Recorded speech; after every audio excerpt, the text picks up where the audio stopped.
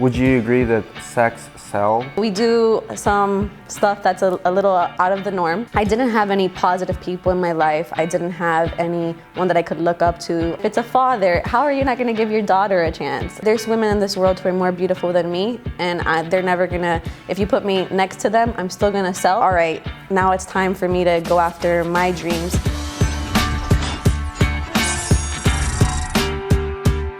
So you decided to wear pajama for our interview. Is it a work-life balance statement or a lifestyle statement? What is it? It's a work-life statement. If you can't, you gotta be able to work in your pajamas. Love it. I mean, Saturday, what time do you usually get up? Like 5:45, 6 o'clock. How many hours do you usually sleep? Like 6, 7. 6, 7 hours, is it enough? Yeah. At least if you sleep 6 hours, you're fine. Anything after that, you're just wasting time. Yeah. Love it. How much is your rent in your business? So it's your first year in business. How much is your rent? So I started off with just $850 as my first office. It was a big jump for me because I was working from home probably for 6 months. And then now I'm at $2,500 a month. We live in Florida, so it can vary. Here I have the flexibility to keep growing. So next month I can increase it to $3,000 and have, 6 more employees in an office. So it's good to have flexibility. Are you concerned about your overhead? Does it stresses you out? How much are you adding in your overhead, payroll, rent, office expenses?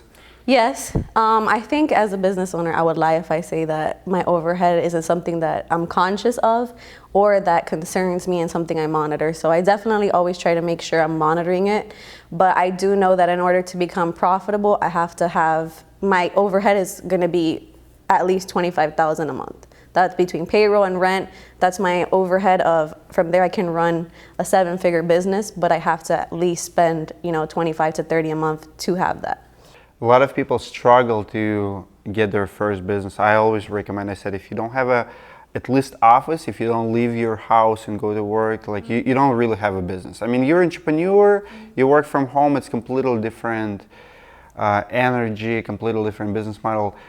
Describe the change from working from home, running a business, to actually coming to office. Would you say you're more efficient and more, I don't even know how to ask this question, more serious about your business maybe? What changed? What major, like if someone works from home, describe to them the change to have office versus work from home.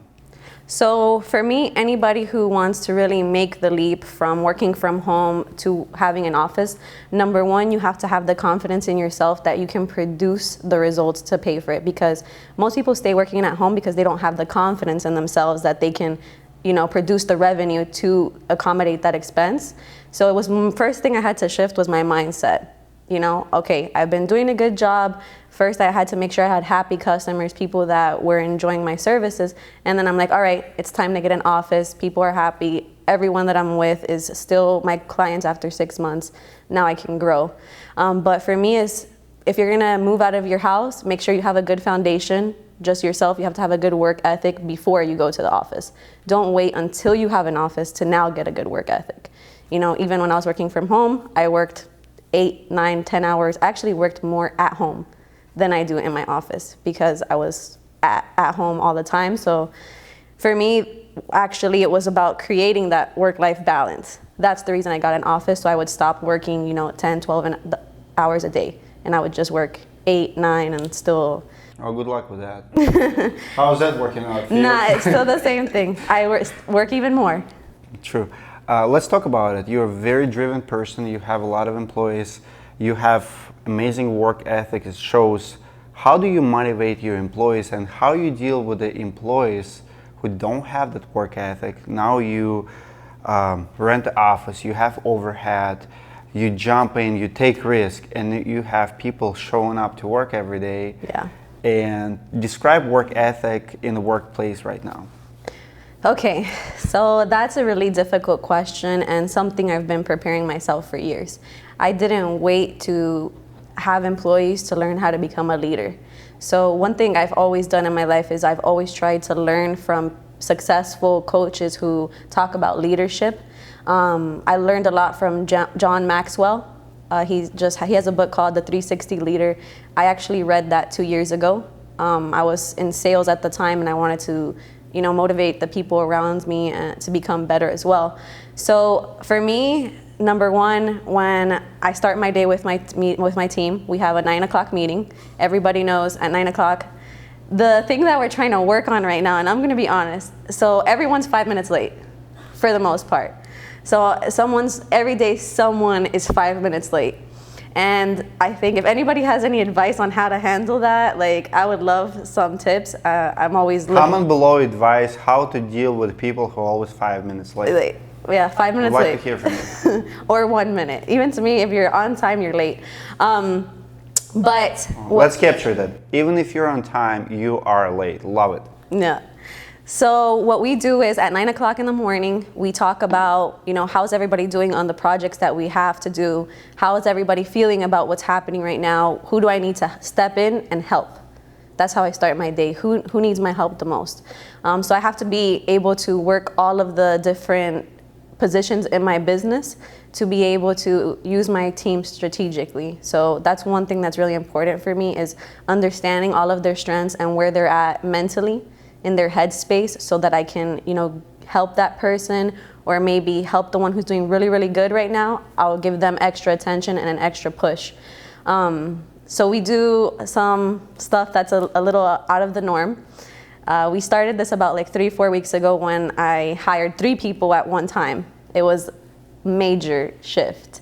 Everybody's energies are different, everybody's work ethic is different, everyone's mindset's different. So first thing we did was everybody got on the same page. I did an equal talk to all of them. I was like, look, you guys are the foundation and you're in a leadership role. Right now it's just you, but one day you're gonna be at a point where there's gonna be people working underneath you. So I started talking to them and preparing them mentally, challenging them to think bigger than themselves, because I need them to buy into my vision. And I've had a lot of success now with that. They've bought into the vision, and now they tell me whenever I make a sale, good job, we need to get another one. What do we need to do to get another client? What can we do to make this better? So that is one thing we have very good core values together. Love it. What was the hardest in your decision to jump to go on your own? What was the switch? What was the hardest, most stressful moment? I think for everyone, it's what you're leaving behind.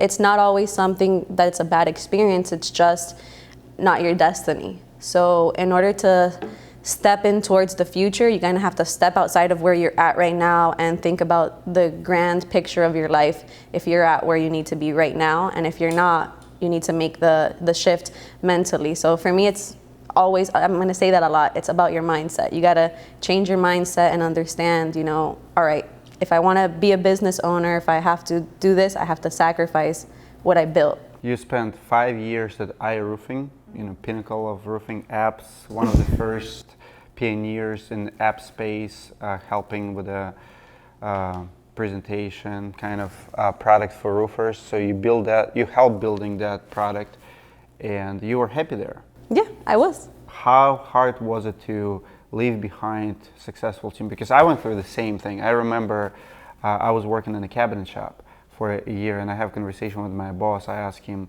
what's my future here, in this company? I was making my wife's actually in the room, I don't know if she remembers it, but I was making $12.75, and I came to my boss, I said, Peter, what's my future in this company? And it took him 2 weeks. He came back to me, he said, I can give you 75 cents raise every 6 months. So I did my math. It would take me 5 years to make $25 an hour. My wife was already pregnant. It's a long time. It's a long time, and I was working longest hours. I was the only guy with the key to the shop. I was coming 5 in the morning. They have $100,000 CNC machine. I was operating it. So from 5 in the morning to 7 in the morning, I would cut entire kitchen, and by 7, 8 o'clock, actually would assemble a lot of cabinets myself. Loved the business. I loved cabinetry at the time. And within 2 weeks, I gave him 2 weeks notice. It was the hardest decision ever because I was happy, but I realized I can't support my family on that rate. Even if it was generous, but I took the step forward, and within 2 years I was making $25 an hour working for general contractor who filed bankruptcy, and I went on my own. But for you, what it was for you to leave successful growing company, iRoofing still growing, and go on your own? Yeah, so for me, financially I was doing good. I was at a point where I started with them when I was 18 years old. I started at $16 an hour, and they gave me like a basic commission structure, like, just try to meet this goal, try to make 20 sales a month. And I always surpassed everything. I was always top leader in sales. I owe a lot of where I'm at today to the CEO of the company who trained me and who taught me a lot about the industry. So in order to, all right, now it's time for me to go after my dreams. I had built several companies on the side during my time at iRoofing. I know I'm destined to be an entrepreneur. So I've always had the entrepreneur bug. So, and it's a sickness, because if you're an entrepreneur, you cannot work for anyone else. And then you have to go from the entrepreneur mentality to actually being a business owner. I don't think that it's the same. Entrepreneur can be someone who's self-employed, and when you're a business owner, it's a whole different shift. But what made me decide I had to go was I started to grow resentful of my environment because I knew it wasn't where I was supposed to be. I think there's a big picture for everyone, and you can't hate other people for not giving you what you want. You have to have the motivation, the drive to go get it for yourself. They gave me a lot of opportunity. They gave me a lot of strengths and a lot of advice on how to be successful with them. And I took that advice and I helped, and I got as much success as I could there. And I was like, okay, this is the most I'm gonna do. I can get 40, 50 new roofing contractors to sign up. I can be top sales leader. I can go to different shows, but I can never be the boss. And that was for me the biggest thing, is being the leader of a team that is bought into my vision and is helping me build my big picture. Give one tip to someone in sales. Like, you are you're a go-getter, one of the best I've seen. You will pick up your phone and you will ask for business. Yesterday we did a company tour with a 10-minute key. You literally just came in, started talking to them, and now you introduced them to us. One tip for sales reps who may be not comfortable with a cold call, not comfortable to go ask for business. How do you do it? I'm very good at handling rejection. Like, I can get rejected, and someone can tell me I'm doing a horrible job. Someone can tell me my product sucks. And I'm just like, okay, well, how are you doing today? Like, it doesn't faze me. I've grown comfortable with the fact that my product is not gonna be the right fit for everyone, and everyone's not the right fit for me. So why not just get it out the way? Just let's go ahead and talk about it. Is this a good fit for you? No? Okay, all right. So I've approached people before that I'm not sure if we're gonna be able to work together, but you never know unless you ask, and I believe on knocking on doors, because if you knock on doors, you're gonna find that the right ones are gonna open up for you. The right people are gonna say yes, and if not, if you give people that good energy even when they tell you no, that's the biggest one. When someone tells you no, how do you handle it? The way when someone tells me no, how I handle it is I'll find something positive out of it. I'll still build a relationship with that person because they told me no today. I don't know what happens tomorrow. That's so powerful. Where did you learn all of that? Who influenced you the most in your sales career? Who was your mentor? I know you went to college, but obviously not for sales. Where did you learn how to sell? Who motivated you? And who would you maybe recommend follow to get all of those nuggets to become good at sales? So the first place where I learned to accept rejection, I was in college, so I was looking for a job I actually just dropped out of college, and I was going to school for nursing, and I was looking for a start to my career. And I started working at this, it's called Lincoln Road Mall. I don't know if anyone who visited Miami Beach have been there. I was one of those annoying people that will walk up to you and be like, hey, do you want to buy this cream for your face? And like in a mall or where? Yeah, it's like a strip mall outdoors. Yeah. So then they would be like, no, or like they would like not even like look at you like, oh my God, I'm so uncomfortable. And so I would just be like, oh, okay. And then turn around the next person, hi, do you want to buy this cream? And it's a good practice. Yeah, so before I started there, I started also watching. First person that I ever saw was Tony Robbins on YouTube. I didn't have any positive people in my life. I didn't have anyone that I could look up to. I had no role models. So I went on YouTube and I was searching for something. I didn't know what it was. And I typed in, and I know it sounds a little overrated, I typed in the word motivation. And so Tony, yeah. And so Tony Robbins popped up and he was like just talking about, what is fulfillment and talking about his life. And he really impacted me there. Grant Cardone, he did teach me something valuable very early on. I followed him since probably 5 years ago. He taught me to not be afraid to pick up the phone and get rejected. He was like, everybody's gonna tell you no, just what are you gonna do now? Pick up the phone again. Mm-hmm. Les Brown and Eric Thomas. Eric Thomas is really big into coaching sports teams. So I like to listen to sports coaches. I don't like sports, so don't even ask me about sports, please. But I do love coaches. Well, same, love it. Yeah, but I would not watch any games. Give one tip to women who wants to start a career in a male-dominated industry, any industry. You're obviously very successful in the roofing industry. What are the tips you have for women? I would say don't get focused on the fact that you're a woman. Focus on your skills as a person and focus on your value. If you psych yourself out, then you're gonna always be discouraged and you're gonna feel like you're less than, or you're gonna allow yourself to be put into predicaments where someone else can control your results in life. But if you just focus on your skills, on your value, and keep being persistent, there's nothing that's gonna go wrong. And the worst thing that could go wrong is people tell you no, and you already know how I feel about that. Like, someone tells me no, okay, whatever. Would you agree that sex sells? That people buy more from people they attracted to? I do agree. Definitely to an extent.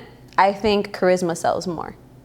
I think if you have a good personality, if you have a good energy, people are going to be more attracted to you than if someone who's good looking. There's women in this world who are more beautiful than me, and they're never gonna, if you put me next to them, I'm still gonna sell because I'm more focused on who's the person that is buying. Who is that person? And who do I need to be to reach them and be on the same page with them? I talk to a lot of sales guys, both guys and girls in the industry, women, men. Some people get offended when you call them girls. It's like women.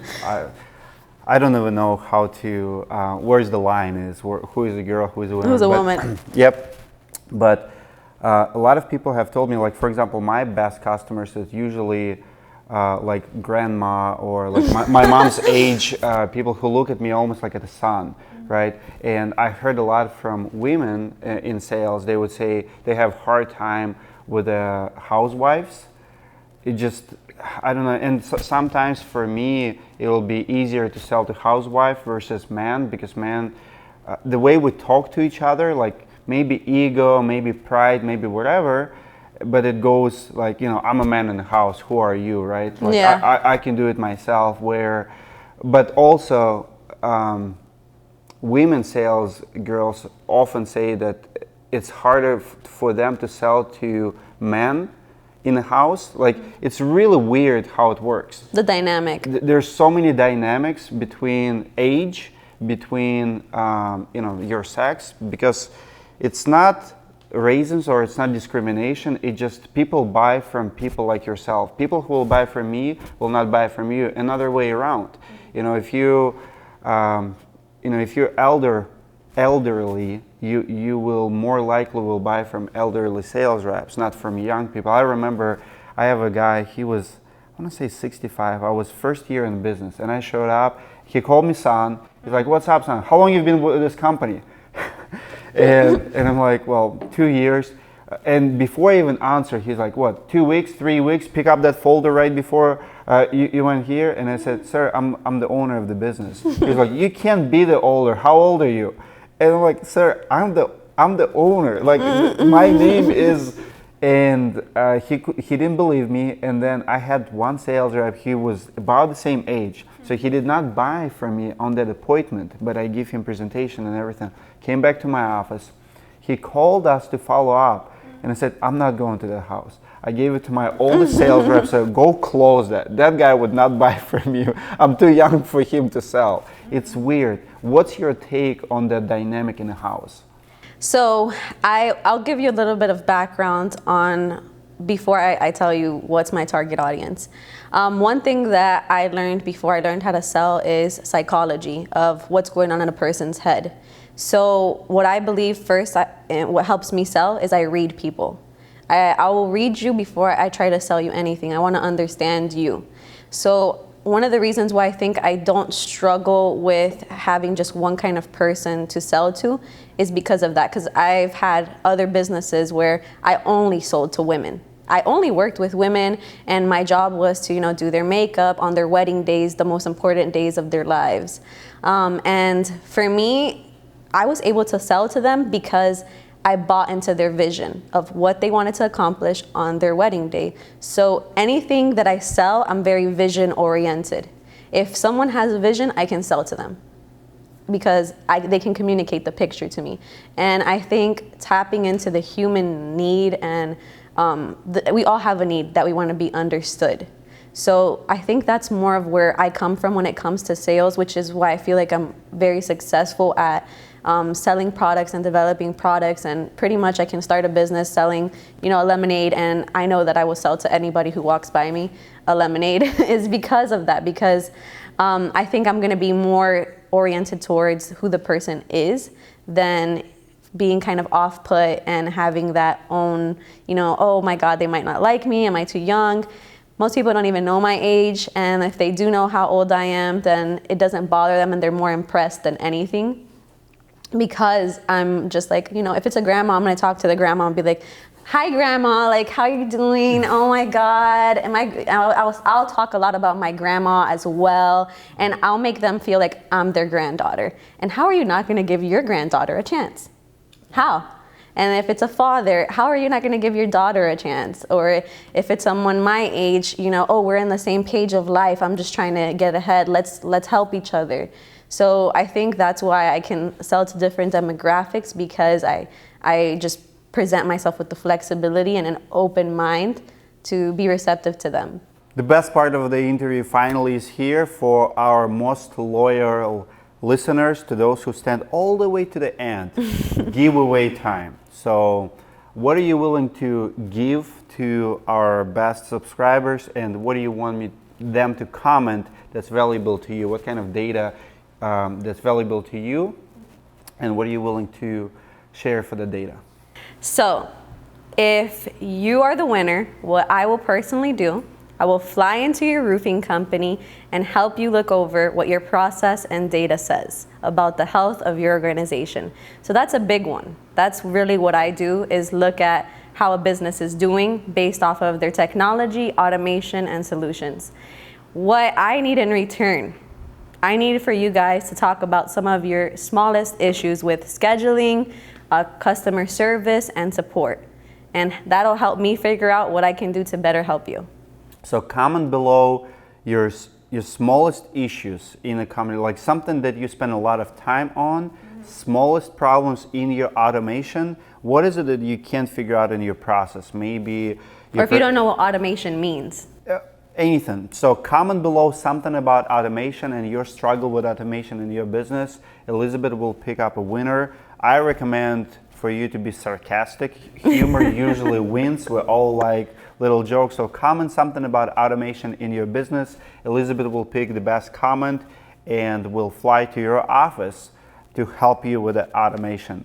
Thank you guys so much for watching. I hope you enjoyed this interview. Give it a like if you did. Subscribe to the channel if you're new to us. And I'll see you guys in the next video.